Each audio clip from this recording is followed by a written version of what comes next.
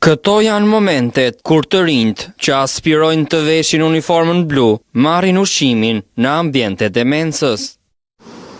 Pas helmimit të dytë në Akademinë e Sigurisë, prej 2 javësh institucioni ka hequr dorë nga ushqimi me catering për studentët.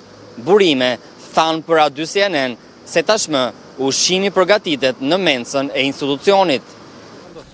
Në vetëm 1 muaj, në Akademinë e Sigurisë ndodhen 2 helmime, ku në total 116 kursantë shfaqen simptoma si të vjella, diare dhe temperaturë pas konsumimit të vakteve me catering.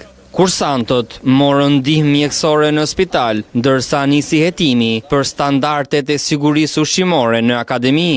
Ushqimi për kursantët gatuhej në ambientet e kompanisë Soria L dhe më pas dërgohej në Akademinë e Sigurisë. Kjo mënyrë tashmë prej datës 27 qershor ka ndryshuar për të shmangur incidentet me helmimet masive dhe mensa është ristrukturuar dhe stafi i kuzhinierëve është shtuar, ku menuja për studentët është më e pasur. Jashtë kamerave, ata shprehen se ushqimi tashmë është i freskët dhe se ka larmishmëri të gatimeve që ju ofrohen.